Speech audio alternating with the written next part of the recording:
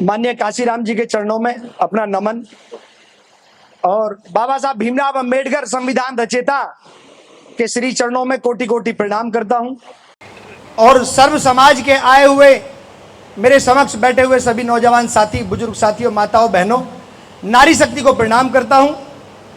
और मैं बहुत कम नाम जानता हूं, मंच पर जो वरिष्ठ और प्रदेश कार्यकारिणी के सभी पदाधिकारीगण बैठे हैं उनको प्रणाम करता हूं और माफी मांगते हुए अपनी बात को आगे बढ़ता हूं। समय बहुत कम है, सभी वक्ता हैं। साथियों, आज का विषय ये एक आगाज है 2027 का। बहन कुमारी मायावती के जी के द्वारा, आप लोगों के द्वारा, आपके सहयोग, आपके समर्थन के द्वारा जो 2007 में सरकार बनी थी, आप सभी यहाँ वरिष्ठ नागरिक हैं, मुझसे ज़्यादा बेहतर बुद्धिजीवी लोग हैं, आप सभी उस समय को जानते होंगे और पहचानते होंगे। आज का विषय 2007 से लेकर के बहन कुमारी मायावती जी का जो कार्यकाल 2012 में जिस किसी पार्टी को बहन जी ने वो सत्ता सौंपी, प्रदेश की चाबी सौंपी, आज उस पार्टी को सबको मिलाकर के 13 वर्ष हम पूरे करने जा रहे हैं। बहुजन समाज का जो शासन और प्रशासन आप लोगों ने देखा, उसकी परिकल्पना सन 47 से लेकर के आज 2025 तक किसी शासन के राजा के द्वारा नहीं की गई होगी।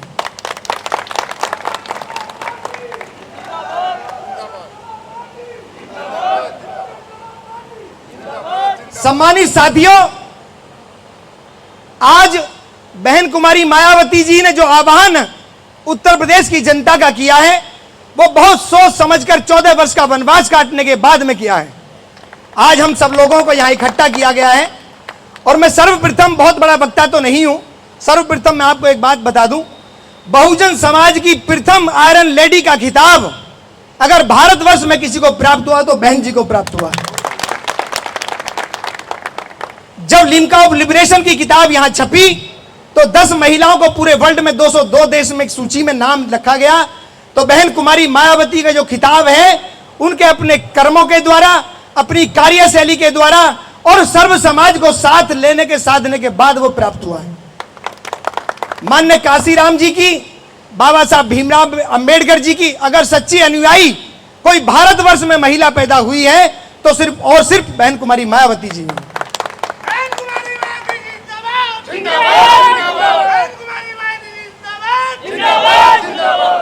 सम्मानित साथियों, 2026 में त्रिस्तरीय चुनाव है आपके सामने।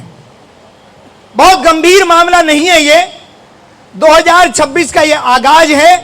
हम लोगों को 2027 की जो अभिमानी सत्ता है, इसको पलटने का काम हमको ही करना है। जिन लोगों ने सर्व समाज को गुमराह करके राम के नाम पर, मंदिर के नाम पर, किसी और अन्य धर्म के नाम पर बांटने का समाज का काम किया है, वो लोग इस इतिहास को भूल गए हैं कि सृष्टि का नियम यह रहा है आज तक कि हमेशा परिवर्तन होता ही है। जब किसी देश का राजा, किसी प्रदेश का मुखिया अपना नाम अपने इतिहास में दर्ज करने की कोशिश कर रहा हो तो उसके इतिहास को पलट देना चाहिए। और सदा ये सत्ताएं जो मगरूर सत्ताएं रही हैं, सन 1947 से लेकर के आज तक देख लीजिए, जिन लोगों ने की ये दुहाई 60 वर्ष तक की देते हैं, जब वो अपने आप में नहीं रहे तो ये चंद दिनों के मेहमान इस जनता का क्या बिगाड़ सकते हैं। और 2026 का जो चुनाव होगा, आप सभी लोगों को तन मन धन से चुनाव लड़ने की बात नहीं है। ये बात आज संविधान को बचाने की है। आए दिन ये लोग संशोधन करने की संविधान के अंदर जो बात करते हैं, ये संख्या बल के आधार पर करते हैं। वरना मोदी जी और योगी जी जैसे कितने आदमी, मेरे जैसे 4.5 फुट का आदमी सड़क पर आकर खड़ा कर देगा। अगर सरकारों का एक गुमान है, घमंड है, तो 2007 की हमने सत्ता देखी थी, जब बहन कुमारी मायावती जी अकेले अपने दम पर उत्तर प्रदेश के शासन को संभाल करके जब मैदान में आई तो बहुत सारे भगवाधारी हमने देखे कि उनको गुफा अपने छुपने के लिए प्राप्त नहीं हुई।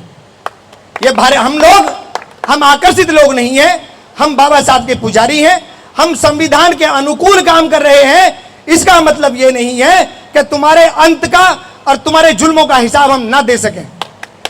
आज हमारी वोट में, हमारे समाज में सर्व समाज का ये नारा है।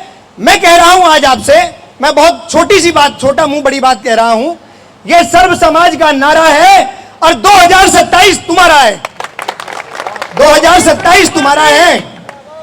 और यहां सभी सम्मानित साथियों को मैं सभी साथियों से पुनः अपील करता हूं, जैसे माननीय ने बताया कि सिवाल खास का 2007 में सर्वप्रथम बहुजन समाज पार्टी का विधायक चुनकर यहां से विधानमंडल में गया, उस लाज को रखते हुए आज सिवाल खास विधानसभा क्षेत्र का जिम्मा और हमारी जिम्मेदारी और ज्यादा बढ़ जाती है कि जो बहन कुमारी मायावती जी ने यह आदेश किया है कि प्रदेश की सबसे पहली रैली, सबसे पहला जन सम्मेलन, कार्यकर्ता सम्मेलन सिवाल खास विधानसभा क्षेत्र में रखा जाएगा, तो 9 अक्टूबर को इस विधानसभा क्षेत्र को अपने आप में स्वर्णिम अक्षर में फिर दोबारा दर्ज करने का काम यहां की सिवाल खास की जनता फिर दोबारा से करेगी। मैं सभी लोगों से यह पुनः, इस सरकार के कारनामे किसी से छुपे नहीं है। जो बहन जी के द्वारा बढ़ाया गया गन्ने का मूल्य था, आज गन्ने का मूल्य बढ़ाने के लिए सिर्फ और सिर्फ किसान, आए दिन प्रकाशित होने वाले समाचार पत्रों में मैं देखता हूं सिर्फ 550 रुपए की मांग है किसानों की। मैं कल परसों मवाना में गया था, बाढ़ से ग्रसित 18-20 गांव इतने खराब, इतनी बुरी स्थिति में पहुंच चुके हैं, आप लोग सोशल मीडिया के माध्यम से सब देखते होंगे। और वर्तमान सरकार में, प्रदेश सरकार में मंत्री का दर्जा प्राप्त मंत्री जी होने के बाद में किसी भी जनता का जाकर के उन्होंने एक नाव के द्वारा भी आंसू पूछने का काम नहीं किया है। तो मेरा कहने का तात्पर्य यह है दोस्तों, मेरे प्यारे साथियों, 2026 के आगाज को आप त्रिस्तरीय चुनाव के द्वारा यह बता दें कि हम 27 की तैयारी करके आप लोगों के बीच आ रहे हैं। और 9 अक्टूबर को जो रैली होने जा रही है, उस रैली का नाम जो बहन जी के द्वारा दिया गया है, उस रैली को हमें रैली नहीं, रैला के रूप में, जन समुदाय के रूप में बदलना है।